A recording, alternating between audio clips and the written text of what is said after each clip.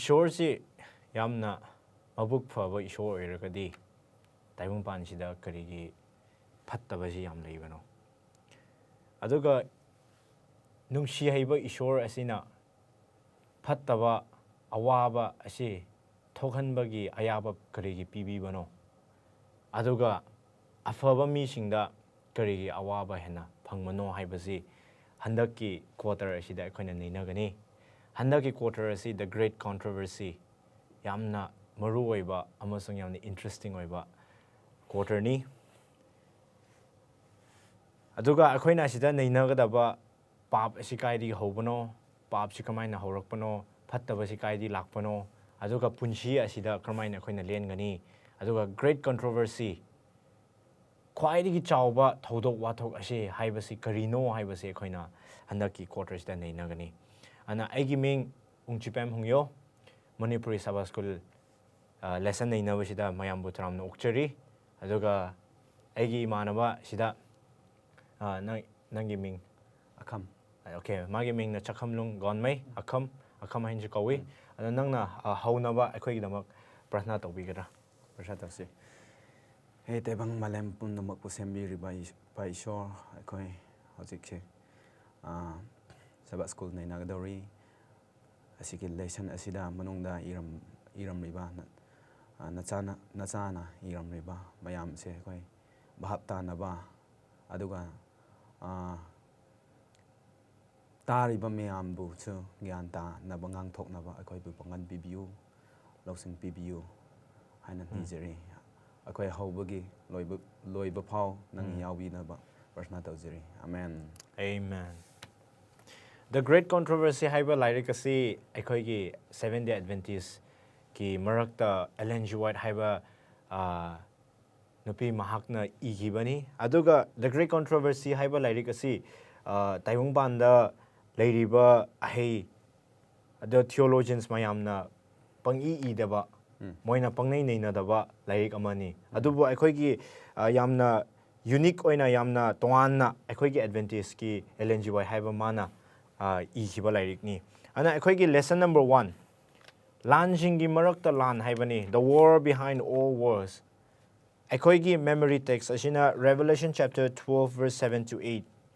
ꯁꯔꯒꯥꯗ ꯂꯥꯟ ꯁꯣꯛꯅꯔꯝꯃꯤ. ꯃꯥꯏꯀꯦꯜ ꯑꯃꯁꯨꯡ ꯃꯍꯥꯛꯀꯤ ꯁꯔꯒꯥꯗꯨꯠꯁꯤꯡꯅ ꯆꯤꯡꯂꯥꯏ ꯑꯗꯨꯒꯤ ꯃꯥꯌꯣꯛꯇ ꯂꯥꯟ ꯁꯣꯛꯅꯔꯝꯃꯤ ꯍꯥꯏ. ꯗ꯭ꯔꯦꯒꯣꯟ, ꯆꯤꯡꯂꯥꯏ, ꯗ꯭ꯔꯦꯒꯣꯟ ꯍꯥꯏ. ꯌꯥꯝ ꯂꯥꯜꯂꯝꯕꯁꯨ ꯌꯥꯏ, ꯑꯗꯨꯕꯨ ꯆꯤꯡꯂꯥꯏ ꯍꯥꯏꯗꯨꯅ ꯏꯔ ꯊꯝꯃꯤ ꯁꯤꯗ. ꯑꯗꯨꯕꯨ ꯆꯤꯡꯂꯥꯏ ꯑꯗꯨꯒꯤ ꯀꯥꯡꯕꯨꯅ ꯉꯝꯗ꯭ꯔꯦ, ꯑꯗꯨꯅ ꯁꯔꯒꯥꯗ ꯃꯈꯣꯏꯒꯤ ꯃꯐꯝ ꯑꯃꯨꯛ ꯍꯟꯅ ꯐꯪꯗ꯭ꯔꯦ ꯍꯥꯏ. ꯑꯗꯨꯅ ꯃꯣꯏꯁꯤ ꯏꯁꯣꯔꯒ ꯃꯥꯏꯀꯦꯜꯒ ꯃꯥꯒ ꯂꯥꯟ ꯁꯣꯛꯅꯕ ꯃꯇꯝꯗ ꯃꯣꯏ ꯃꯥꯏꯊꯤꯕ ꯐꯪꯈꯤ ꯍꯥꯏ, ꯆꯤꯡꯂꯥꯏꯒ ꯃꯥꯒꯤ ꯀꯥꯡꯕꯨꯁꯤꯡ ꯑꯁꯦ. ꯑꯗꯨꯅ ꯑꯩꯈꯣꯏꯅ ꯑꯁꯤꯗ ꯁꯣꯛꯅꯔꯤꯕ ꯂꯥꯟ ꯍꯥꯏꯕꯁꯤ ꯀꯔꯝꯕ ꯂꯥꯟ ꯑꯣꯏꯕ ꯖꯥꯠꯅꯣ? ꯅꯠꯇ꯭ꯔꯒ ꯑꯁꯤ ꯑꯩꯈꯣꯏꯅ ꯐꯤꯖꯤꯀꯦꯜꯂꯤ ꯂꯥꯟ ꯑꯣꯏꯕ꯭ꯔꯥ, ꯅꯠꯇ꯭ꯔꯒ ꯑꯩꯈꯣꯏꯒꯤ ꯋꯥꯈꯟꯗ ꯅꯨꯡꯉꯥꯏꯅꯗꯕ, ꯅꯠꯇ꯭ꯔꯒ ꯑꯁꯤꯗ ꯋꯥꯈꯟꯗ ꯄꯣꯂꯤꯇꯤꯛꯁꯀꯤ ꯃꯑꯣꯡꯗꯔꯥ ꯑꯩꯈꯣꯏ ꯇꯥꯏꯕꯪꯄꯥꯟꯗ ꯌꯦꯡꯕ ꯃꯇꯝꯗ ꯍꯥꯏꯕꯁꯦ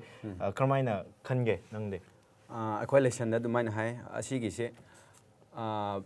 ꯐꯤꯖꯤꯀꯦꯜꯂꯤꯁꯨ ꯑꯣꯏꯕ ꯌꯥꯏ, ꯑꯗꯨꯒ ꯑꯩꯈꯣꯏꯒꯤ ꯋꯥꯈꯜꯂꯣꯟꯗ ꯑꯣꯏꯕꯁꯨ ꯌꯥꯏ ꯍꯥꯏ. ꯃꯔꯝꯗꯤ ꯑꯁꯦꯡꯕ ꯑꯍꯧꯕ ꯑꯗꯨꯕꯨꯗꯤ ꯏꯅꯤꯁꯤꯌꯦꯜꯂꯤ ꯑꯗꯨꯕꯨꯗꯤ ꯋꯥꯈꯟꯗ ꯍꯧꯔꯝꯕ ꯌꯥꯏ, ꯃꯔꯝꯗꯤ ꯂꯨꯁꯤꯐꯔꯒꯤ ꯋꯥꯈꯟꯗ ꯍꯧꯔꯛꯈꯤꯕꯅꯦꯕ. ꯑꯗꯨꯕꯨ ꯂꯦꯇꯔ ꯑꯣꯟ ꯑꯁꯤ ꯀꯔꯝꯍꯥꯏꯅ ꯇꯥꯈꯤ ꯍꯥꯏꯕ ꯃꯇꯝꯗ ꯂꯨꯁꯤꯐꯔꯒ ꯃꯥꯒꯤ ꯀꯔꯤ ꯍꯥꯏꯁꯤ ꯃꯤꯆꯪ ꯆꯪꯕ ꯄꯥꯔꯇꯤꯁꯦ ꯀꯗꯥꯏꯗ ꯆꯠꯈꯤ ꯍꯥꯏꯕ ꯃꯇꯝꯗ ꯐꯤꯖꯤꯀꯦꯜꯂꯤ ꯏꯁꯣꯔꯅ ꯁꯔꯒꯗꯒꯤ ꯇꯥꯟꯊꯣꯛꯈꯤꯕ. ꯑꯗꯨ ꯌꯦꯡꯕ ꯃꯇꯝꯗ ꯐꯤꯖꯤꯀꯦꯜꯂꯤ ꯏꯟꯚꯣꯜቭ ꯇꯧꯏ ꯍꯥꯏꯅ ꯑꯗꯨꯁꯨ ꯈꯔ ꯍꯥꯏꯗꯨꯅ ꯊꯝꯃꯦꯀꯣ. ꯑꯗꯨꯒ ꯑꯁꯤ ꯌꯥꯝꯅ ꯄꯔꯐꯦꯛ ꯑꯣꯏꯕ, ꯑꯋꯥꯠꯄ ꯂꯩꯇꯕ ꯀꯣ, ꯄꯥꯞ ꯂꯩꯇꯕ ꯃꯐꯝ ꯁꯔꯒꯥꯗ ꯀꯔꯝꯍꯥꯏꯅ ꯐꯠꯇꯕ ꯍꯥꯏꯕꯁꯦ ꯊꯣꯔꯛꯄꯅꯣ ꯍꯥꯏꯕꯁꯦ ꯑꯩꯈꯣꯏꯅ ꯀꯔꯝꯍꯥꯏꯅ ꯚꯥꯞ ꯇꯥꯒꯅꯤ? ꯀꯔꯤ ꯈꯟꯒꯦ ꯑꯗꯨꯗ? ꯃꯁꯤ ꯂꯨꯁꯤꯐꯔ, ꯏꯁꯣꯔꯅ ꯃꯥꯕꯨ ꯁꯦꯝꯕꯤꯕ ꯃꯇꯝꯗ ꯄꯔꯐꯦꯛ ꯑꯣꯏꯅ ꯁꯦꯝꯕꯤ. ꯑꯗꯨ ꯃꯇꯝꯗ ꯀꯔꯤꯁꯨ ꯄꯥꯞ ꯍꯥꯏꯕꯁꯦ ꯂꯩꯔꯝꯗꯦ. ꯑꯗꯨꯕꯨ ꯏꯁꯣꯔꯅ ꯁꯦꯝꯕꯤꯕ ꯃꯇꯝꯗꯨꯗ ꯃꯥꯕꯨ ꯄꯔꯐꯦꯛ ꯕꯤꯡ ꯑꯣꯏꯅ ꯁꯦꯝꯕ ꯃꯇꯝꯗꯨꯗ ꯀꯔꯤꯅꯣ ꯑꯃ ꯌꯥꯎꯔꯝꯈꯤ freedom of choice ꯍꯥꯏꯕ ꯌꯥꯎꯔꯝꯈꯤ power of choice power of ꯑꯩꯈꯣꯏꯒꯤ choice. ꯑꯄꯥꯝꯕ ꯑꯩꯈꯣꯏꯒꯤ ꯑꯅꯤꯡꯕ ꯅꯪꯅ ꯀꯔꯤ ꯇꯧꯖꯅꯤꯡꯕ ꯍꯥꯏꯕꯗꯨꯒꯤ ꯁꯛꯇꯤ ꯄꯤꯕꯤꯕ ꯑꯩꯈꯣꯏꯕꯨ ꯅꯪꯒꯤ ꯑꯄꯥꯝꯕꯗ ꯇꯧꯖꯧꯀꯣ ꯍꯥꯏꯅ ꯂꯥꯏꯛ ꯇꯥꯏꯕꯪꯄꯥꯟꯗ ꯑꯩꯈꯣꯏꯒꯤ ꯔꯣꯕꯣꯠꯀꯨꯝꯕ ꯁꯦꯝꯕ ꯃꯇꯝꯗꯗꯤ ꯔꯣꯕꯣꯠꯁꯦ ꯃꯥꯒꯤ ꯇꯧꯅꯤꯡꯕ ꯇꯧꯕ ꯌꯥꯗꯦꯕ ꯑꯩꯈꯣꯏꯅ ꯑꯁꯤ ꯇꯧꯒꯗꯕꯅꯤ ꯅꯪꯗꯤ ꯆꯥꯛ ꯊꯣꯡꯒꯗꯕꯅꯤ ꯅꯪꯗꯤ ꯁ꯭ꯀꯨꯜ ꯄꯨꯒꯗꯕꯅꯤ ꯒꯥꯔꯤ ꯊꯧꯒꯗꯕꯅꯤ ꯍꯥꯏꯕꯒꯤ ꯚꯥꯞ ꯑꯃ ꯊꯝꯕꯤꯔ ꯄꯤꯕꯤꯈ꯭ꯔꯕꯅꯦꯕ ꯑꯩꯈꯣꯏꯅ ꯁꯦꯝꯕꯅꯦꯕ ꯑꯗꯨꯕꯨ ꯇꯥꯏꯕꯪ ꯃꯤ ꯑꯩꯈꯣꯏꯗꯤ ꯑꯩꯈꯣꯏꯒꯤ ꯑꯟꯗꯔꯁꯇꯦꯟꯗꯤꯡꯗ ꯇꯥꯏꯕꯪ ꯃꯤ ꯑꯩꯈꯣꯏꯕꯨꯗꯤ ꯅꯪꯅ ꯇꯧꯅꯤꯡꯕ ꯀꯣ ꯂꯥꯏꯛ ꯅꯪꯗꯤ ꯁꯤ ꯉꯥꯛꯇ ꯇꯧꯒꯗꯕꯅꯤ ꯏꯁꯣꯔꯕꯨ ꯈꯛꯇ ꯅꯨꯡꯁꯤꯒꯗꯕꯅꯤ ꯍꯥꯏꯕꯁꯤ ꯀꯃꯥꯏꯅ ꯁꯦꯝꯃ ꯊꯝꯗꯦꯕ ꯏꯁꯣꯔꯕꯨꯁꯨ ꯅꯨꯡꯁꯤꯕ ꯌꯥꯏ ꯅꯨꯡꯁꯤꯗꯕꯁꯨ ꯌꯥꯏ ꯑꯩꯈꯣꯏꯒꯤ ꯑꯄꯥꯝꯕꯅꯤ ꯅꯪꯒꯤ ꯅꯤꯡꯖꯕ ꯀꯣ ꯅꯪꯒꯤ ꯑꯅꯤꯡꯕꯗ ꯇꯧꯑꯣ ꯅꯪꯒꯤ ꯅꯤꯡꯊꯨꯡꯅꯕ ꯅꯪꯒꯤ ꯑꯄꯥꯝꯕꯗ ꯑꯣꯏꯌꯣ ꯍꯥꯏꯕꯁꯤ ꯏꯁꯣꯔꯒꯤ ꯑꯩꯈꯣꯏꯕꯨ ꯄꯤꯕꯤꯕ ꯄꯋꯥꯔ ꯑꯣꯐ ꯆꯣꯏꯁ ꯍꯥꯏꯕꯁꯤ ꯑꯁꯤꯗꯒꯤ ꯊꯣꯔꯛꯄ꯭ꯔꯥ ꯍꯣꯏ ꯆꯨꯝꯃꯦ ꯑꯗꯨꯒ ꯑꯁꯤꯗꯁꯨ ꯍꯥꯏ love only love can never be forced ꯑꯩꯈꯣꯏ ꯂꯦꯁꯟ Sunday ꯂꯦꯁꯟꯗꯨꯗ ꯑꯗꯨꯃ ꯍꯥꯏ only love is love awaken ꯃꯥꯏꯅꯁꯨ high easy whiteꯅ ꯍꯥꯏꯕꯤꯔꯤꯕ desire of ages space 22ꯗ ꯍꯥꯏꯕꯤ ꯑꯗꯨꯒꯤꯗꯃꯛꯇ ꯏꯁꯣꯔꯁꯦ ꯅꯨꯡꯁꯤꯕꯅꯤ ꯐꯣꯔꯁ ꯇꯧꯗꯦ ꯑꯗꯨꯅ ꯅꯝꯐꯨꯗ ꯇꯧꯗꯦꯕ ꯈꯨꯁꯤꯗ ꯊꯝꯕꯤ ꯑꯗꯨ ꯌꯥꯎꯕꯒꯤ ꯃꯔꯝꯗꯨꯅ ꯁꯔꯒꯗ ꯀꯔꯤꯁꯨ ꯄꯔꯐꯦꯛ ꯑꯣꯏꯅ ꯁꯦꯝꯕꯤꯈꯤꯕ ꯃꯐꯝꯗꯨꯗ ꯂꯨꯁꯤꯐꯔꯁꯦ ꯀꯃꯥꯏꯅ ꯄꯥꯞ ꯇꯥꯈꯤꯕ ꯍꯥꯏꯕ ꯑꯁꯤꯁꯦ ꯑꯩꯈꯣꯏ ꯐꯖꯅ ꯅꯩꯅꯕ ꯃꯔꯝ ꯇꯥꯏ ꯗ ꯒ꯭ꯔꯦꯠ ꯀꯟꯇ꯭ꯔꯣꯚꯔꯁꯤ ꯑꯩꯈꯣꯏ ꯒ꯭ꯌꯥꯟ ꯇꯥꯅꯕꯒꯤꯗꯃꯛꯇ ꯀꯃꯥꯏꯅ ꯂꯥꯟꯁꯦ ꯍꯧꯈꯤꯕꯅꯣ ꯍꯥꯏꯕꯗꯣ ꯀꯃꯥꯏꯅ ꯀꯟꯇ꯭ꯔꯣꯚꯔꯁꯤ ꯍꯥꯏꯁꯦ ꯗ ꯒ꯭ꯔꯦꯠ ꯀꯟꯇ꯭ꯔꯣꯚꯔꯁꯤ ꯍꯥꯏꯁꯦ ꯊꯧꯗꯣꯛ ꯋꯥꯊꯣꯛꯁꯤꯡꯁꯦ ꯀꯃꯥꯏꯅ ꯍꯧꯈꯤꯕꯅꯣ ꯍꯥꯏꯕꯁꯦ ꯐꯖꯅ ꯒ꯭ꯌꯥꯟ ꯇꯥꯅꯕ ꯗꯔꯀꯥꯔ ꯇꯥꯏ ꯍꯧꯈꯤꯕ ꯍꯥꯏꯕꯁꯦ ꯁꯩꯇꯥꯟ ꯑꯁꯤꯅ ꯐ꯭ꯔꯤꯗꯝ ꯑꯣꯐ ꯆꯣꯏꯁ ꯂꯩꯕꯅꯤꯅ ꯈꯟꯅꯤꯡꯕ ꯈꯟꯕ ꯌꯥꯕ ꯄꯥꯡꯒꯟ ꯄꯤꯕꯤ ꯏꯁꯣꯔꯅ ꯂꯨꯁꯤꯐꯔꯁꯦ ꯑꯗꯨꯃꯥꯏꯅ ꯑꯗꯨꯒꯤ ꯃꯇꯝꯗ ꯃꯥꯁꯦ ꯒꯣꯗꯁ ꯗ ꯁꯣꯚꯔꯤꯡ ꯑꯣꯐ ꯒꯣꯗꯁꯦ ꯀꯣꯏꯁꯟ ꯇꯧꯔꯛꯄ ꯑꯦꯛꯖꯥꯝꯄꯜ ꯁꯦꯝꯕꯤꯕ ꯃꯄꯨ ꯏꯁꯣꯔꯕꯨ ꯑꯦꯛꯖꯥꯝꯄꯜ ꯍꯥꯏꯔꯒ ꯑꯩꯅ ꯊꯕꯛ ꯁꯨꯅꯕ ꯃꯤ ꯀꯧꯔꯛꯄ ꯊꯕꯛ ꯁꯨꯅꯕ ꯀꯧꯔꯛꯄ ꯃꯤꯗꯨꯅ ꯃꯄꯨꯕꯨ ꯃꯥꯗꯤ ꯅꯨꯡꯉꯥꯏꯅ ꯐꯝꯃꯒ ꯑꯩꯕꯨꯗꯤ ꯊꯕꯛ ꯁꯨꯍꯟꯕ ꯑꯗꯨꯒꯤ ꯚꯥꯞꯇ ꯃꯥꯁꯦ ꯀꯣꯏꯁꯟ ꯇꯧꯔꯦꯕ ꯑꯩꯗꯤ ꯀꯔꯤꯒꯤꯗꯃꯛꯇ ꯀ꯭ꯔꯤꯌꯦꯇꯔ ꯑꯣꯏꯕ ꯌꯥꯗꯕꯅꯣ ꯑꯩꯕꯨ ꯀꯔꯤꯒꯤ ꯂꯤꯃꯤꯇꯦꯁꯟ ꯇꯧꯕꯤꯔꯤꯅꯣ ꯗꯦꯠ ꯃꯤꯟꯁ ꯒꯣꯗꯁꯦ ꯏꯁꯣꯔꯁꯦ ꯐꯦꯌꯔ ꯇꯧꯗꯦ ꯑꯟꯖꯁ ꯇꯧꯋꯤ ꯍꯥꯏꯕꯅꯦꯕ ꯑꯗꯨꯒꯤ ꯋꯥꯈꯟꯗꯣ ꯍꯦꯛ ꯂꯥꯛꯄꯗ ꯄꯥꯞꯁꯦ ꯑꯗꯨꯃꯥꯏꯅ ꯁꯔꯒꯗꯨꯗ ꯋꯥꯈꯟꯗꯣ ꯑꯗꯨꯗꯒꯤ ꯊꯣꯔꯛꯄꯅꯦꯕ ꯑꯗꯨꯗꯒꯤ ꯊꯣꯔꯛꯑꯒ ꯃꯉꯣꯟꯗ ꯍꯧꯖꯤꯛꯀꯤ ꯄꯣꯡꯊꯣꯛꯄ ꯑꯗꯨꯒ ꯏꯁꯣꯔꯒꯨꯝꯅ ꯑꯣꯏꯅꯤꯡꯕ ꯑꯩꯈꯣꯏꯅ ꯑꯁꯤ ꯏꯖꯤꯀꯥꯌꯦꯜ ꯀꯣ ꯏꯖꯤꯀꯥꯌꯦꯜ ꯆꯨꯝꯃꯦ Ezekiel 28 ꯏꯖꯤꯀꯥꯌꯦꯜꯒꯤ 28 ꯀꯣ ꯑꯣꯀꯦ ꯁꯤꯗ ꯂꯩꯔꯦ ꯏꯖꯤꯀꯥꯌꯦꯜꯒꯤ 28 verse 12 to 15ꯗ ꯄꯥꯕ ꯃꯇꯝꯗ verse 12 ꯀꯣ verse 12ꯀ ꯃꯤꯒꯤ ꯃꯆꯥꯅꯤꯄꯥ ꯇꯨꯔꯒꯤ ꯅꯤꯡꯊꯧꯒꯤꯗꯃꯛ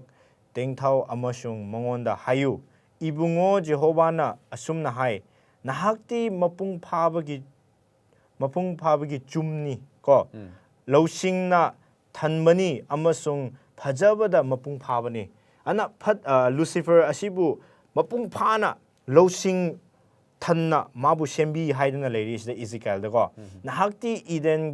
ꯏꯗꯦꯟꯗ ꯏꯁꯣꯔꯒꯤ ꯏꯪꯈꯣꯜꯗ ꯂꯩꯔꯝꯕꯅꯤ ꯏꯁꯣꯔꯒꯤ ꯏꯪꯈꯣꯜꯗ ꯂꯩꯔꯝꯃꯤ ꯍꯥꯏ ꯃꯃꯜ ꯌꯥꯝꯕ ꯅꯨꯡ ꯈꯨꯗꯤꯡꯒꯤ ꯅꯍꯥꯛꯀꯤ ꯀꯨꯞꯅꯕ ꯑꯣꯏꯔꯝꯃꯤ ꯃꯍꯥꯛꯅ ꯗ꯭ꯔꯦꯁ ꯍꯥꯞꯄꯝꯕꯁꯤ ꯌꯥꯝꯅ ꯃꯔꯨ ꯑꯣꯏꯕ ꯌꯥꯝꯅ ꯃꯃꯜ ꯌꯥꯝ ꯂꯩꯕ ꯅꯨꯡꯁꯤꯡꯅ ꯃꯉꯣꯟꯗ ꯀꯨꯞꯇꯨꯅ ꯂꯩꯔꯤ ꯍꯥꯏ ꯕꯦꯔꯤꯜ ꯍꯥꯏꯔꯤꯕ ꯑꯣꯅꯤꯛꯁ ꯍꯥꯏꯔꯤꯕ ꯖꯦꯁꯄꯔ ꯍꯥꯏꯔꯤꯕ ꯁꯐꯥꯏꯔ ꯍꯥꯏꯔꯤꯕ ꯏꯃꯔꯜ ꯍꯥꯏꯔꯤꯕ ꯃꯥꯒꯤ ꯅꯨꯡꯁꯤꯡ ꯑꯁꯤꯅ ꯃꯥꯕꯨ ꯀꯨꯞꯇꯨꯅ ꯂꯩꯔꯝꯃꯤ ꯍꯥꯏ ꯑꯗꯨꯕꯨ ꯑꯩꯈꯣꯏꯅ ꯑꯥꯏꯖꯥꯌꯥꯒꯤ 14 sorry okay yes ꯑꯥꯏꯖꯥꯌꯥꯒꯤ chapter 14ꯗ ꯌꯦꯡꯕ ꯃꯇꯝꯗ ꯂꯨꯁꯤꯐꯔ ꯑꯁꯤꯅ ꯏꯁꯣꯔꯒꯤ ꯃꯊꯛ ꯑꯣꯏꯅꯤꯡꯉꯦ ꯍꯥꯏꯔꯤ ꯂꯩ ꯏꯁꯣꯔ ꯁꯦꯝꯕꯤꯕ ꯃꯄꯨ ꯃꯥꯒꯨꯝꯅ ꯑꯣꯏꯅꯤꯡꯉꯦ ꯍꯥꯏꯗꯨꯅ ꯂꯩꯔꯤꯕ ꯑꯗꯨꯅ ꯋꯥꯈꯜ ꯑꯁꯤ ꯃꯥꯒꯤ ꯋꯥꯈꯜꯂꯣꯟꯗ ꯊꯣꯔꯛꯄꯅꯦꯕ ꯑꯁꯤ ꯑꯩꯈꯣꯏꯒꯤ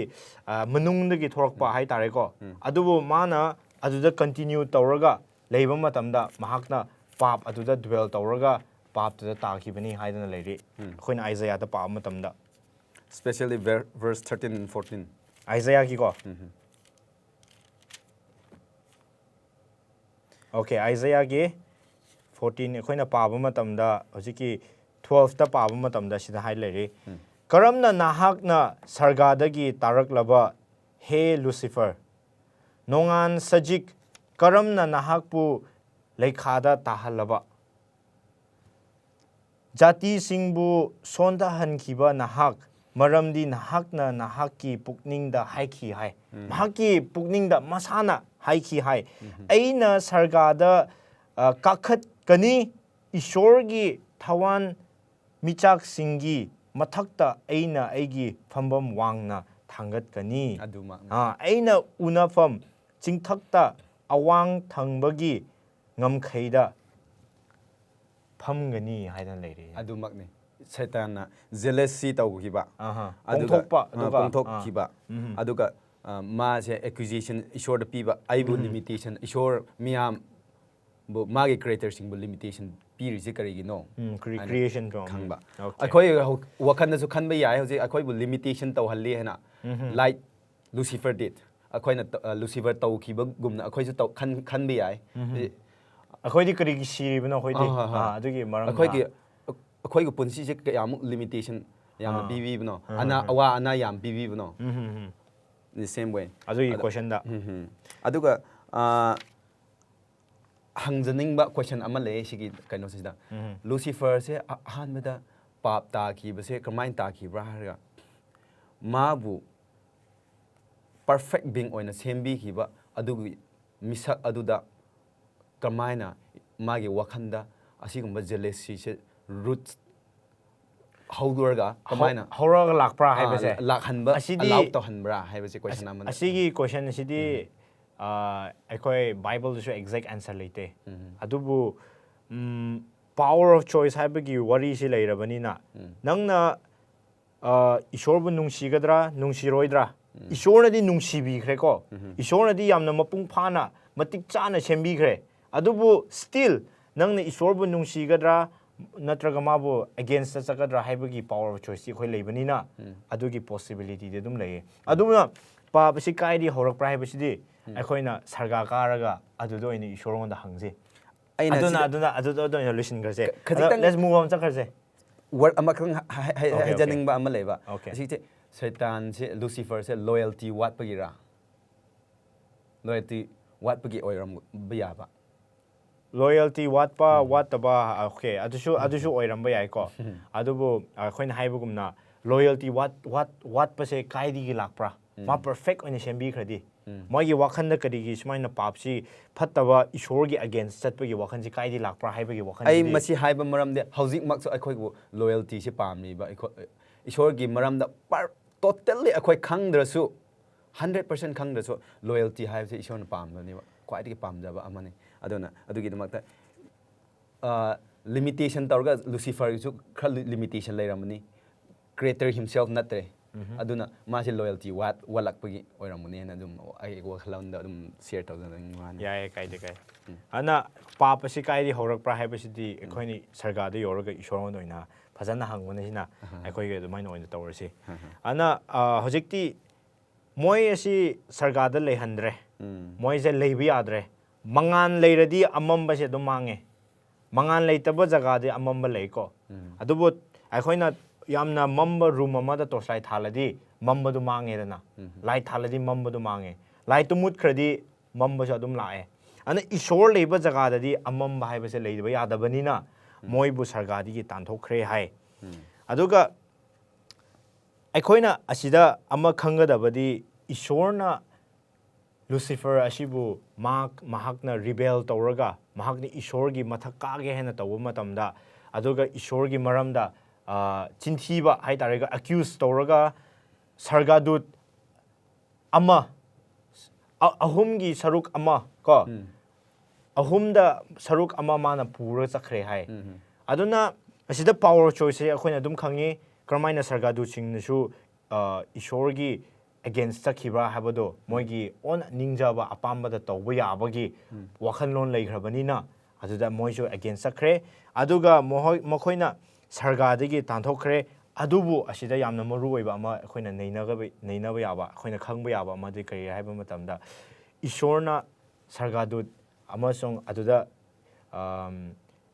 ꯂꯨꯁꯤꯐꯔꯒꯤ ꯀꯥꯡꯕꯨꯁꯤꯡꯒ ꯂꯨꯁꯤꯐꯔꯕꯨ ꯈꯨꯗꯛꯇ ꯃꯥꯡꯍꯟꯈꯤꯗꯦꯕ ꯑꯁꯤ ꯃꯔꯝꯁꯦ ꯌꯥꯝꯅ ꯆꯥꯎꯕ ꯂꯩꯌꯦ ꯑꯗꯣ ꯀꯔꯤꯔꯥ ꯍꯥꯏꯕ ꯃꯇꯝꯗ ꯏꯁꯣꯔꯒꯤ ꯅꯨꯡꯁꯤꯕꯁꯦ ꯀꯌꯥꯝ ꯆꯥꯎꯕꯅꯣ ꯐꯠꯇꯕ ꯂꯨꯁꯤꯐꯔ ꯃꯥꯅꯗꯤ ꯏꯁꯣꯔꯁꯦ ꯄꯥꯡꯒꯟ ꯄꯨꯔꯒ ꯑꯩꯈꯣꯏꯒꯤ ꯃꯊꯛꯇ ꯐꯝꯗꯔꯒ ꯑꯩꯈꯣꯏꯕꯨ ꯑꯣꯠ ꯅꯩꯕꯁꯦ ꯏꯁꯣꯔꯅꯤ ꯍꯥꯏꯅ ꯑꯦꯀ꯭ꯌꯨꯁ ꯇꯧꯈꯤꯕꯅꯤ ꯑꯗꯨꯕꯨ ꯏꯁꯣꯔꯗꯤ ꯅꯨꯡꯁꯤꯕ ꯏꯁꯣꯔꯅꯤ ꯍꯥꯏꯕꯁꯤ ꯃꯍꯥꯛꯅꯁꯨ ꯑꯩꯈꯣꯏꯅ ꯁꯤꯗ ꯄ꯭ꯔꯨꯐ ꯈꯪꯕ ꯉꯝꯃꯤ ꯃꯍꯥꯛꯄꯨ ꯑꯒꯦꯟꯁ ꯆꯠꯄ ꯃꯇꯝꯗ ꯃꯍꯥꯛꯅ ꯈꯨꯗꯛꯇ ꯃꯥꯡꯍꯟꯈꯤꯗꯦ ꯃꯍꯥꯛꯅ ꯈꯨꯗꯛꯇ ꯃꯥꯡꯍꯟꯈꯤꯗꯦ ꯑꯗꯨꯕꯨ ꯃꯣꯏꯕꯨ ꯇꯥꯟꯊꯣꯛꯑꯒ ꯃꯣꯏꯕꯨ ꯆꯥꯟꯁ ꯄꯤꯌꯦ ꯍꯥꯏ ꯑꯗꯨꯅ ꯋꯤꯜ ꯃꯨꯚ ꯑꯣꯟ ꯃꯁꯤꯒꯤ ꯋꯥꯔꯤꯁꯤꯡ ꯑꯁꯤ ꯑꯩꯈꯣꯏꯅ ꯑꯗꯨꯝ ꯍꯤꯁꯇ꯭ꯔꯤꯗ ꯑꯃꯁꯨꯡ ꯑꯩꯈꯣꯏꯒꯤ ꯄꯨꯟꯁꯤꯗ ꯀꯔꯝꯍꯥꯏꯅ ꯅꯩꯅꯕ ꯌꯥꯕ꯭ꯔꯥ ꯍꯥꯏꯕꯁꯤ ꯑꯩꯈꯣꯏꯅ ꯂꯥꯛꯏꯕ ꯁꯥꯕꯥ ꯁ꯭ꯀꯨꯜ ꯑꯁꯤꯗꯁꯨ ꯑꯩꯈꯣꯏꯅ ꯅꯩꯅꯒꯅꯤ ꯑꯗꯨꯅ ꯑꯩꯅ ꯅꯉꯣꯟꯗ ꯀꯣꯏꯁꯟ ꯑꯃꯁꯨ ꯍꯪꯒꯦ ꯑꯃꯨꯛꯀ ꯑꯩꯈꯣꯏꯅ ꯅꯩꯅꯕ ꯌꯥꯕ ꯑꯣꯀꯦ ꯍꯧꯖꯤꯛꯇꯤ ꯁꯔꯒꯥꯗ ꯂꯥꯟ ꯊꯣꯛꯑꯦ ꯑꯗꯨꯒ ꯂꯥꯟ ꯊꯣꯛꯑꯒ ꯂꯨꯁꯤꯐꯔꯁꯤꯕꯨ ꯇꯥꯟꯊꯣꯛꯈ꯭ꯔꯦ ꯑꯗꯨ ꯑꯣꯏꯔꯗꯤ ꯍꯧꯖꯤꯛꯇꯤ ꯇꯥꯏꯕꯪꯄꯥꯟꯁꯤ ꯀꯃꯥꯏꯅ ꯏꯟꯚꯣꯜቭ ꯇꯧꯔꯛꯄ ꯑꯩꯈꯣꯏꯒꯤ ꯇꯥꯏꯕꯪꯄꯥꯟ ꯍꯧꯖꯤꯛ ꯍꯤꯡꯉꯤꯕ ꯑꯩꯈꯣꯏ ꯃꯥꯂꯦꯝ ꯑꯁꯤ ꯀꯃꯥꯏꯅ ꯏꯟꯚꯣꯜꯚ ꯇꯧꯈꯤꯕꯅꯣ ꯀꯃꯥꯏꯅ ꯌꯥꯎꯔꯛꯄꯅꯣ ꯍꯥꯏꯕꯁꯤ ꯑꯩꯈꯣꯏꯅ ꯏꯐꯀ ꯑꯗꯝꯒꯤ ꯋꯥꯔꯤꯗ ꯂꯣꯏ ꯇꯥꯈꯤ ꯑꯗꯨ ꯏꯐꯀ ꯑꯗꯝꯒꯤ ꯋꯥꯔꯤꯁꯦ ꯑꯅꯧꯕ ꯋꯥꯔꯤ ꯅꯠꯇꯦ ꯑꯗꯨꯗꯒꯤ ꯍꯧꯅ ꯁꯦꯇꯟ ꯂꯨꯁꯤꯐꯔꯁꯤꯅ ꯑꯩꯈꯣꯏꯕꯨ ꯀꯔꯝꯍꯥꯏꯅ ꯗꯤꯁꯤꯞ ꯇꯧꯈꯤꯕ꯭ꯔꯥ ꯍꯥꯏꯕ ꯋꯥꯔꯤꯁꯨ ꯇꯥꯈꯤ ꯃꯍꯥꯛ ꯑꯁꯦ ꯏꯁꯣꯔ ꯑꯁꯦ ꯃꯆꯤꯟ ꯊꯤꯕꯅꯤ ꯍꯥꯏꯅ ꯗꯤꯁꯤꯞ ꯇꯧꯕ ꯍꯩ ꯑꯗꯨ ꯆꯥꯔꯗꯤ ꯅꯪ ꯑꯦꯛꯁꯥꯏꯠꯃꯦꯟ ꯅꯪ ꯅꯨꯡꯉꯥꯏꯕ ꯑꯇꯣꯞꯄ ꯇꯣꯉꯥꯟꯕ ꯄꯋꯥꯔ ꯑꯃ ꯂꯩꯔꯒ ꯅꯣꯂꯦꯖ ꯁꯛꯇꯤ ꯑꯃ ꯂꯩꯔꯒ ꯅꯪ ꯑꯇꯣꯞꯄ ꯄꯥꯡꯒꯜ ꯂꯩꯔꯒ ꯅꯨꯡꯉꯥꯏꯅ ꯂꯩꯔꯅꯤ ꯁꯤꯅꯦꯕ ꯅꯪꯕꯨ ꯂꯤꯃꯤꯇꯦꯁꯟ ꯇꯧꯍꯜꯂꯤꯅꯤ ꯏꯁꯣꯔꯅ ꯍꯩꯗꯨ ꯆꯥꯎ ꯍꯥꯏꯕꯅꯦꯕ ꯂꯨꯁꯤꯐꯔꯅ ꯍꯥꯏꯕ ꯃꯇꯝꯗ ꯏꯐꯁꯦ ꯃꯥꯒꯤꯁꯨ ꯁꯦꯝ ꯆꯣꯏꯁꯇ ꯄꯤꯔꯝꯃꯤ ꯏꯁꯣꯔꯅ weather two keep the loyalty or not ꯏꯁꯣꯔꯅ ꯍꯥꯏꯔꯝꯕ ꯋꯥꯍꯩꯗꯣ ꯏꯟꯒꯗ꯭ꯔꯥ ꯏꯜꯂꯣꯏꯗ꯭ꯔꯥ ꯏꯟꯒꯗ꯭ꯔꯥ ꯏꯜꯂꯣꯏꯗ꯭ꯔꯥ ꯁꯤ ꯃꯇꯝꯁꯤꯗ ꯏꯟꯗꯕꯤꯗ ꯃꯥꯁꯦ ꯆꯣꯏꯁꯁꯦ ꯁꯦꯝ ꯂꯨꯁꯤꯐꯔꯗ ꯄꯤꯔꯝꯕ ꯆꯣꯏꯁꯇ ꯁꯤꯖꯤꯟꯅꯔꯦ ꯑꯗꯨꯒ ꯏꯐꯁꯨ ꯆꯥꯈ꯭ꯔꯦ ꯑꯗꯝꯁꯨ ꯆꯥꯈ꯭ꯔꯦ ꯑꯗꯨꯒ ꯑꯗꯨꯒꯤ ꯃꯇꯝꯁꯤꯗ ꯑꯩꯈꯣই ꯑꯍꯧꯕꯗ ꯆꯤꯄꯦꯝꯅ ꯍꯥꯏꯕꯒꯨꯝꯅ ꯑꯋꯥ ꯑꯅꯪ ꯀꯌꯥ ꯃꯔꯝ ꯑꯁꯤ ꯄ꯭ꯔꯤꯊꯤꯕꯤꯗ ꯂꯥꯛꯏꯁꯦ ꯀꯔꯤꯒꯤꯅꯣ ꯏꯁꯣꯔꯗꯤ ꯑꯐꯕ ꯏꯁꯣꯔ ꯑꯣꯏꯔꯗꯤ ꯍꯥꯏꯕ ꯃꯇꯝꯁꯤꯗ ꯑꯩꯈꯣꯏ ꯄ꯭ꯔꯤꯊꯤꯕꯤꯁꯦ ꯄꯥꯞꯅ ꯉꯝꯂꯕ ꯄ꯭ꯔꯤꯊꯤꯕꯤꯅꯤ ꯄꯥꯞꯅ ꯆꯪꯈ꯭ꯔꯕ ꯄ꯭ꯔꯤꯊꯤꯕꯤ ꯑꯗꯨꯅ ꯑꯋꯥ ꯑꯅꯪ ꯃꯌꯥꯝꯗ ꯊꯦꯡꯅꯕ ꯇꯥꯏꯌꯦ ꯑꯗꯨꯒ ꯑꯗꯨꯕꯨ ꯑꯩꯈꯣꯏꯅ ꯈꯪꯒꯗꯕ ꯑꯃꯅ ꯑꯋꯥ ꯑꯅꯪ ꯇꯥꯕ ꯈꯨꯗꯤꯡꯃꯛꯇ ꯑꯩꯈꯣꯏꯒꯤ ꯄꯥꯞꯀꯤ ꯀꯟꯁꯤꯀ꯭ꯋꯦꯟꯁꯅꯤ ꯍꯥꯏꯕꯗꯤ ꯌꯥꯗꯦ ꯑꯗꯨꯅ ꯑꯩꯅ ꯁꯤꯗ ꯑꯃ ꯍꯥꯏꯅꯤꯡꯕ ꯂꯩꯌꯦ ꯃꯗꯨꯗꯤ ꯏꯁꯣꯔꯁꯤꯅ ꯍꯩ ꯑꯗꯨ ꯆꯥꯔꯗꯤ ꯅꯣꯏ ꯁꯤꯒꯅꯤ ꯍꯥꯏꯀꯣ ꯑꯗꯨ ꯑꯣꯏꯔꯗꯤ ꯃꯤ ꯑꯃꯅꯁꯨ ꯃꯤ ꯈꯔꯅꯁꯨ ꯁꯨꯃꯥꯏꯅ ꯀꯣꯏꯁꯟ ꯇꯧꯔꯛꯑꯦ ꯑꯩꯉꯣꯟꯗ ꯑꯗꯨ ꯑꯣꯏꯔꯗꯤ ꯏꯁꯣꯔꯒꯤ ꯍꯥꯏꯕ ꯏꯟꯗ꯭ꯔꯗꯤ ꯏꯁꯣꯔꯁꯦ ꯆꯩꯔꯥꯛ ꯄꯤꯕ ꯆꯩꯔꯥꯛ ꯄꯤꯅꯤꯡꯕ ꯀꯣ ꯅꯪ ꯂꯥꯟꯕ ꯇꯧꯔꯗꯤ ꯅꯪ ꯐꯨꯒꯅꯤ ꯍꯥꯏꯕꯒꯨꯝꯅ ꯆꯩꯔꯥꯛ ꯄꯤꯅꯤꯡꯕ ꯏꯁꯣꯔ ꯑꯣꯏꯕ꯭ꯔꯥ ꯑꯗꯨꯒꯤ ꯑꯩꯈꯣꯏ ꯁꯤꯒꯅꯤ ꯍꯥꯏꯕ꯭ꯔꯥ ꯑꯗꯨꯒꯤ ꯃꯔꯝꯗ ꯑꯩꯈꯣꯏ ꯑꯋꯥꯕ ꯐꯪꯒꯅꯤ ꯍꯥꯏꯕ꯭ꯔꯥ ꯍꯥꯏꯅ ꯀꯣꯏꯁꯟ ꯍꯪꯉꯛꯏ ꯑꯩꯉꯣꯟꯗ ꯃꯗꯨꯗ ꯑꯩꯅ ꯀꯔꯤ ꯈꯨꯝꯕꯤꯕ꯭ꯔꯥ ꯍꯥꯏꯕ ꯃꯇꯝꯗ ꯑꯩꯈꯣꯏꯅ ꯇꯤꯚꯤ ꯊꯥꯜꯂ ꯂꯩꯀꯣ ꯇꯤꯚꯤꯁꯦ ꯑꯩꯈꯣꯏ ꯅ꯭ꯌꯨꯁ ꯊꯥꯜꯂ ꯌꯦꯡꯉꯦ ꯍꯥꯏꯌꯣ ꯑꯗꯨꯒ ꯁ꯭ꯋꯤꯆ ꯑꯃ ꯑꯩꯈꯣꯏꯅ ꯁ꯭ꯋꯤꯆ ꯕꯣꯔꯗꯇ ꯍꯥꯞꯆꯤꯜꯂꯒ ꯁꯣꯀꯦꯠꯇ ꯍꯥꯞꯆꯤꯜꯂꯒ ꯏꯂꯦꯛꯇ꯭ꯔꯤꯁꯤꯇꯤ ꯂꯥꯛꯑꯒ ꯇꯤꯚꯤꯗꯨ ꯌꯦꯡꯕ ꯌꯥꯔꯤꯅꯦꯕ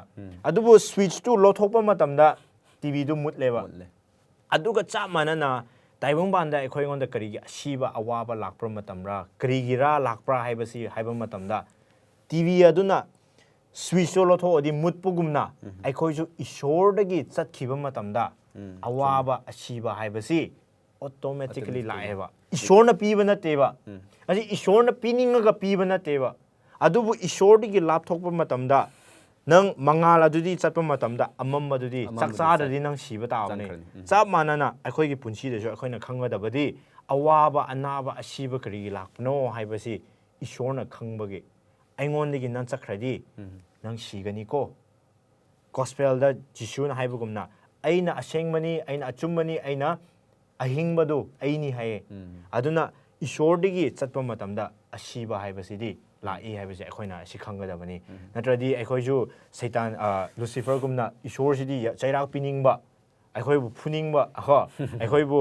sihaningba ishor una malaniba adubu ishori nungsiba ishorni haibasi aikoina jo hojik amuga khanina adugi da khitang et tawning ba haibu even for Lucifer forgiveness chance be okay yes very true punishment pinning ba ishor natte hai ja koi khanggadabne akhoi mioi ba gi su kok pi na ba chance pi just come to him repent si khaktani ba exactly but amen akhoi gi intention ju yeng ba ishor na kok pi ni na pap taw bi ya de ba adubu akhoi intention la le ko hai ba gi wakhalon da khatang pam de ba adu khatane isu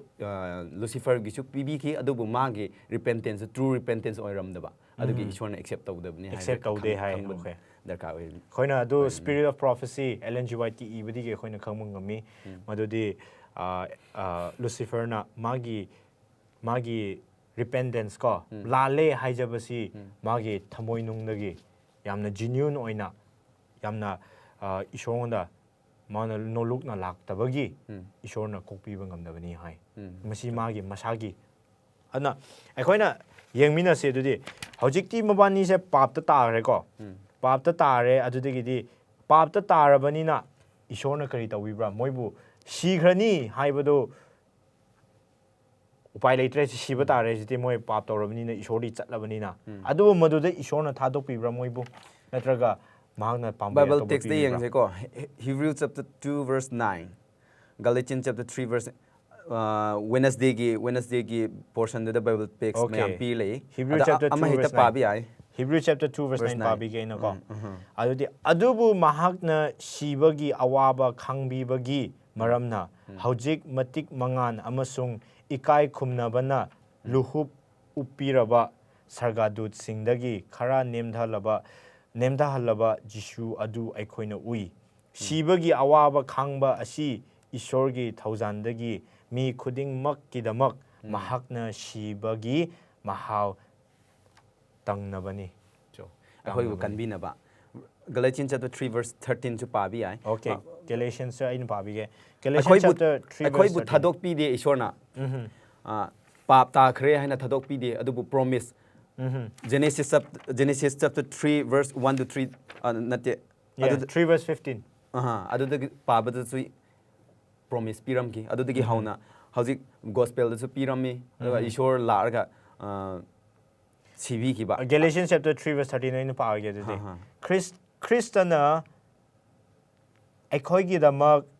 sirap ko sirap adu oibiduna mana sirap oibiduna wayen yathangi sirap tagi akhoi bu handok pire mahakna sirap adu akhoi digi lothoga ma masada hapchille hai aduga pata khre nang sigro hai de sigro hai de bida asibudu ma masana losin greba mana loshille hai aduga maramdi masi iduna lei uthakta yanba mi adu sirap phanglabani hana Jews ki matamda Roman ki matamda cruise ta shiba haibasi khwaidi tamthiba shiba gi moong amani hai pa khwaidi chawna tawba du khwai tamthi ni shiba yaba moong se moigi chairak asi cruise ta ni hai ana asi ju haibagumna sira phanglabani haibasi cruise ta shiba haibasi ana ekhoina cruise ta shiba yaba taibang mi ekhoina pap tawraga leiba ekhoi taibang mi se ishorna ma masabu pusille hai ma masana pithoga ekhoina siba yaba punsi asi mana losilaga magi hingba yaba punsi asi ekhoi piuduna leiri amen ado question ama katang la ning ko okay ado da ishorna sigiba haibse akhoi ki ransom paid tawbuni hai ko ado di kanada paid tawbra okay kanada paid tawbra haibse ekhoina Thursday portion da ekhoina yengma matamda asidi jo haile high priest ko akhoi damak wayen tawbira leiba ko priest haidare adum ishor bi seba tawba ana high priest haibisi kamai tawra haiba matamda pap tawrabani na ishor digi lapthok panina hojde pap tawrabani na ishor ga lapthok halli hai ko Isaiah da khoina pa matamda du khangi ana lapthok hallabani na nakhanna ba hairadi kanano madi marakta da samnaba amadi lakpa tawane ba samhanba ishor ga taibang mi asi laptho abani na samnaba ising bucket chen samnabadi pipe lakpugumna pipe amadi lakpa tabane ba khoi ga sarga ga taibong mi si samba yanaba muka samnaba yanaba si kana lakpno haiba matamda jishu jo oirame ba khoi gi punsida amen high priest Thursday ge lesson da sa dum hai continuation oina akhoi gi damak ta mana intercede hojik su tauri hojik so oi hojik su tauri aduna karamba ishorno haibam tamda ishor se nungsiba ishori ko haibe asina su muk tae bible text se dum pabi ani ko akhoi John chapter 17 verse 24 and 6 24 26 pasi ko John chapter 17 verse 24 ipa nahakna aingonda piraba aigi itik ingan adu makhoina unaba hai nahakna aingonda piraba makhoisu aina leiba mafam aduda leiba aina pami hai aduna sargada taibung mi se leiba yadreba akoina ishor ga taibung mi se leiba yadrabani na ishorna ai pamde taibung sarga se ai pamjade taibung mi leitaba aina sembiba mi sing asi aiga leiminaba yadradi ai sarga se pamjade hai aduna John asida haibadi aina leiba jaga aduda moisu leiba yanaba nangna pambadu aina tauge aduna isuna ipa nahakna aingonda piraba aigi itik ingan adu makhoina unaba hai aikhoina isorgi itik angando matik mangando unaba aduga mana leiba mafamda aikhoisu leiba yanaba maramdi nahakna taibangpan haudringeidagi aibu nungsi hai he dharma chenba ipa taibangpanna nahakpu khangde adubu ainadi nahakpu khangjare aduga nahakna aibu tharakpani haiba mising asi khangle aina makhoida nahaki ming khanghalle aduga aibu nungsiba manungsi adu makhoida leinaba amasung aina makhoida leinaba haidana leiri makhoina aida leinaba aina su makhoida leinaba madu khanghangani haidana leiri sida nangsu et tawning ba leibra sigi sida et tawning ba yam thidok na leitre koina lotion ga dawre whole chapter gi oina okay nangna haining ba leibra okay nangna cover up samlapna sida haining ba hai base yamna su lei ko adubu asige Genesis chapter 2 verse 15 to 17 Exodus 32 verse 26 Joshua 24 verse 15 1 Kings chapter 18 verse 20 si mayam se Revelation chapter 22 verse 17 si mayam je pabada akhoi da kaya kari haibibra hairga akhoi bu choice piramme adubdi loyalty haibche nang hauji kadai da lepkani aduna last aroibada akhoi the great controversy haibse hauji kai da thoibano hairadi akhoi gi wakhanda akhoi Bible verse ama pasi ko Joshua chapter 24 verse 15 24 verse 15 si kari haiba matamda kari hairaga Jehovah bu thaugal tauba asi nakhoina phatte haina khallabadi nakhoina thaugal taugadaba adu Euphrates turen wangmada nakhoigi napa napusingna latlamba laising adura natraga nakhoina leiriba leibak emorigi misingi laising asira ngasi khallu adubu ai amasung Joshua na haibani se ai amasung aigi imung nadi Jehovah bu thaugal taujagani hai aduna masida leiriba mising asina moigi ipa ipusingna moina ningjaraga leiba laising adu lingadra natraga Jehovah bu ningadra haibagi choice se piduna leiriba sidisu khoina yingma matamda Revelation chapter 22 verse 17 dasu paji ko maitalon da oina paradi noani okay Revelation chapter 22 verse 17 masida hain leiri thawai aduna amasung kanya aduna hai ko lau tariba mahak aduna haisanu lau khaurangba mahak aduna laksanu apamba mahak aduna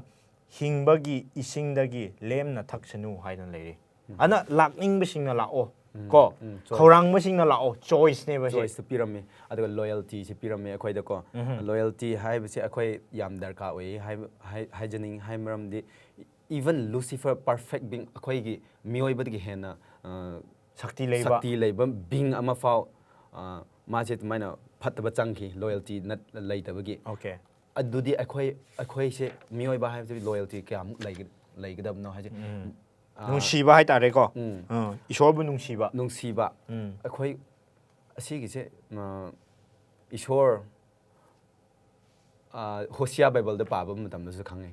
ꯍꯣꯁꯤꯌꯥ book of ꯍꯣꯁꯤꯌꯥꯗ ꯄꯥꯕ ꯃꯇꯝꯗꯁꯨ ꯑꯩꯈꯣꯏ ꯇꯝꯖꯩ ꯍꯥꯏꯕꯗꯤ ꯑꯩꯈꯣꯏꯒꯤ allegiance and loyalty should be total ꯑꯁꯤꯒꯤ ꯈꯛꯇꯪ ꯊꯤꯝ ꯑꯃꯈꯛ ꯂꯩꯌꯦꯕ ꯑꯗꯨꯁꯨ ꯌꯥꯎꯋꯤ ꯍꯥꯏꯅ ꯑꯗꯨꯅ ꯃꯦꯟꯁꯟ ꯇꯧꯕꯤꯅꯤ ꯑꯣꯀꯦ ꯑꯗꯨꯅ ꯑꯔꯣꯏꯕꯗ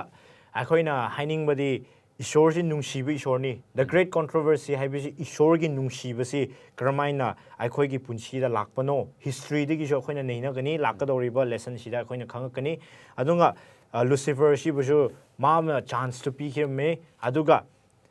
ꯗ ꯒ꯭ꯔꯦꯠ ꯀꯣꯟꯇ꯭ꯔꯣꯚꯔꯁꯤ ꯊꯧꯗꯣꯛ ꯋꯥꯊꯣꯛ ꯑꯁꯤ ꯍꯧꯖꯤꯛ ꯀꯥꯏꯗ ꯊꯣꯛꯏꯕꯅꯣ ꯍꯥꯏꯕ ꯃꯇꯝꯗ ꯑꯩꯈꯣꯏꯒꯤ ꯋꯥꯈꯜꯗ ꯊꯣꯛꯇꯨꯅ ꯂꯩꯔꯤ ꯑꯗꯨꯅ ꯅꯪꯅ ꯍꯥꯏꯕꯒꯨꯝꯅ ꯂꯣꯌꯦꯜꯇꯤ ꯍꯥꯏꯕꯗꯣ ꯉꯁꯤ ꯅꯪ ꯏꯁꯣꯔꯒꯤꯗꯃꯛ ꯂꯦꯞꯄꯤꯕ꯭ꯔꯥ ꯅꯠꯇ꯭ꯔꯒ ꯏꯁꯣꯔꯒꯤ ꯑꯒꯦꯟꯁ ꯂꯦꯞꯄꯤꯕ꯭ꯔꯥ ꯍꯥꯏꯕꯁꯤ ꯑꯩꯈꯣꯏ ꯃꯌꯥꯝꯅ ꯈꯪꯃꯤꯟꯅꯔꯒ ꯈꯟꯃꯤꯟꯅꯔꯒ ꯑꯩꯈꯣꯏꯅ ꯖꯠꯖ ꯇꯧꯃꯤꯟꯅꯁꯤ ꯍꯥꯏꯕꯁꯤ ꯉꯁꯤꯒꯤ ꯂꯦꯁꯟꯁꯤꯗ ꯂꯣꯏꯁꯤꯟꯖꯔꯒꯦ ꯃꯌꯥꯝꯕꯨꯁꯨ ꯏꯁꯣꯔꯅ ꯕꯣꯔ ꯄꯤꯕ ꯑꯣꯏꯁꯅꯨ God bless you all. Thank you. Amen. Amen.